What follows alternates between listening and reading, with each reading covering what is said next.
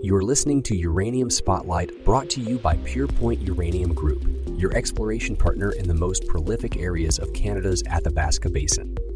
With a collaborative investment model on district-scale projects and validation from industry leaders Cameco, Orano, and ISO Energy, PurePoint is investing in Canada's uranium future. And now your host, Chris Frostad. It's Tuesday, August 19th, 2025, and this week on Uranium Spotlight, spot prices edge higher on thin summer trading. India opens its uranium sector to private capital. Switzerland moves towards ending its nuclear ban, and GoviEx rebrands as Atomic Eagle with a new ASX listing. The uranium spot price closed last week at $72.80 a pound, edging up from $72 the week before.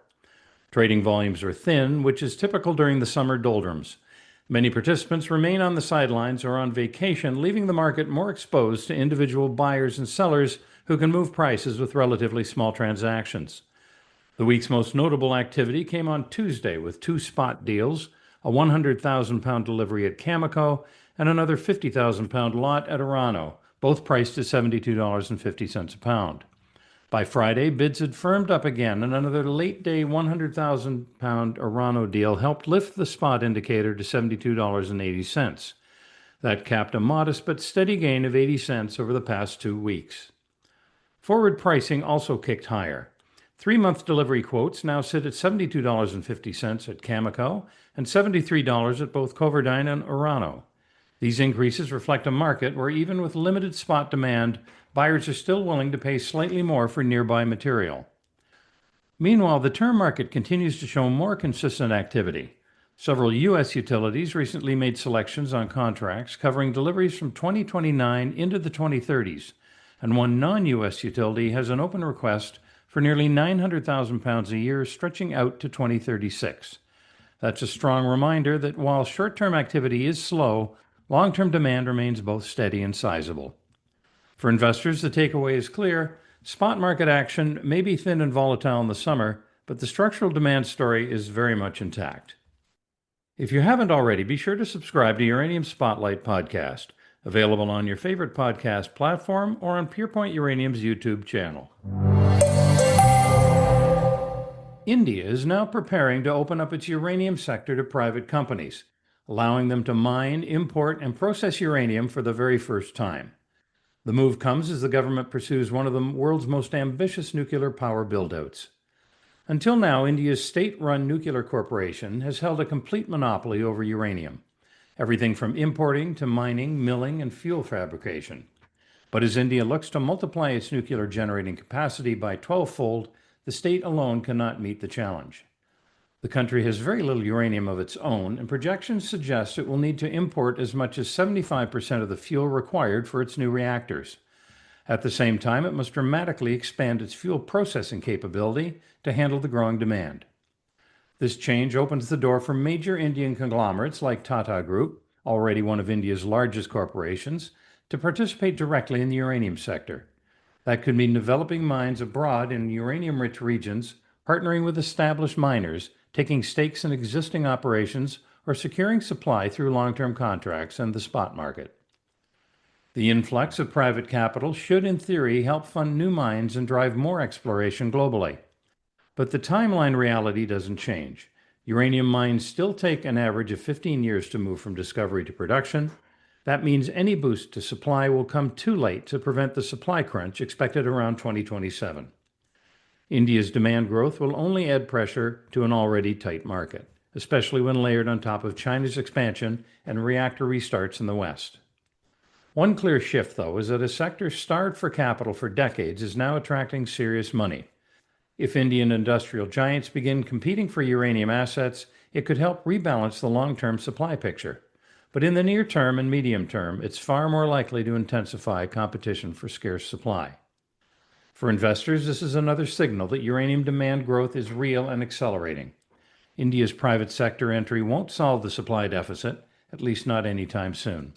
Instead, it points towards stronger demand, more competition for contracts, and ongoing upward pressure on uranium prices. Switzerland now has two competing paths to end its ban on building new nuclear reactors. The first is a popular petition led by the Stop the Blackout movement, which seeks a constitutional amendment guaranteeing utilities the right to build reactors. It already has over 600,000 signatures. The second is a parliamentary initiative that would reverse the ban through legislation, potentially followed by a referendum. Amending the Constitution would be far harder than passing a law, and the government has called the petition inefficient and riskier than its own legislative plan. Still, if neither proposal succeeds before August 2026, the issue will automatically go to a national referendum. Axpo, the country's largest utility, which operates about 60% of Switzerland's nuclear fleet, says it has no immediate plans to build new plants even if the ban is lifted, not without major financial support. But momentum is shifting. Capital markets are beginning to reopen to nuclear investment, and governments across Europe are eager to support it. This is part of a broader nuclear revival. Public opinion has turned more favorable. Governments are rewriting energy policy, and financing is becoming available in ways we haven't seen in decades. The reality is clear. To meet climate goals, nuclear has to be part of the mix. That raises the bigger question: where will the uranium come from? Switzerland joins India and other nations moving to expand nuclear capacity, but global uranium demand already exceeds supply by an estimated 30%. Western utilities, particularly in Europe, are drawing down stockpiles.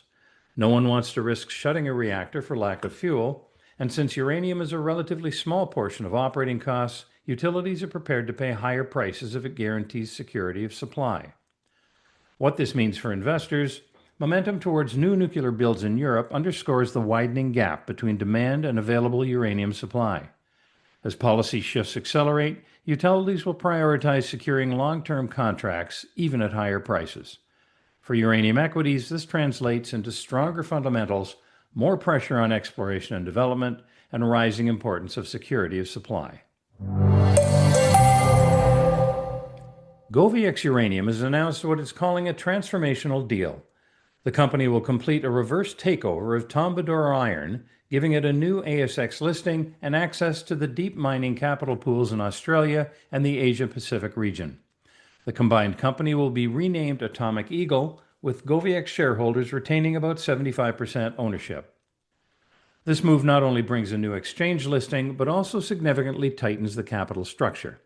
The share count will shrink from more than 1 billion down to roughly 345 million, which should improve trading liquidity and reduce volatility.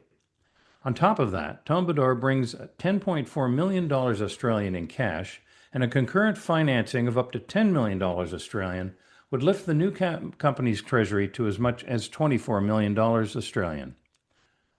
The board will be chaired by Govind Freeland, with Daniel Major staying as CEO.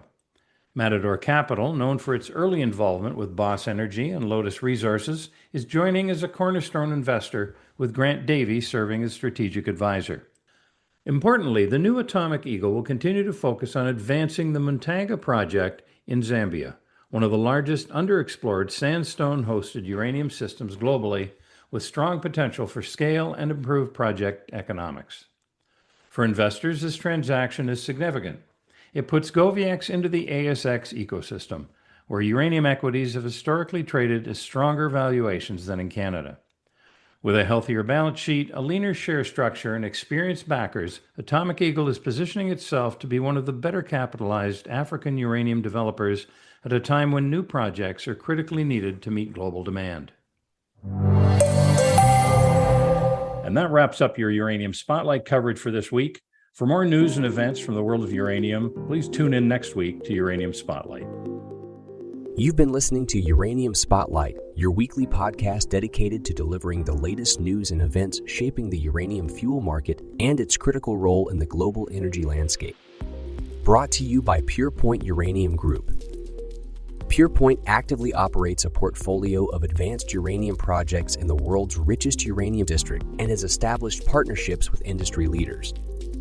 While our passion for this subject is undeniable, it's essential to clarify that the information presented here is not investment advice. Instead, our goal is to offer an unbiased and comprehensive review of recent events that could impact uranium prices. Join us again next Tuesday for Uranium Spotlight.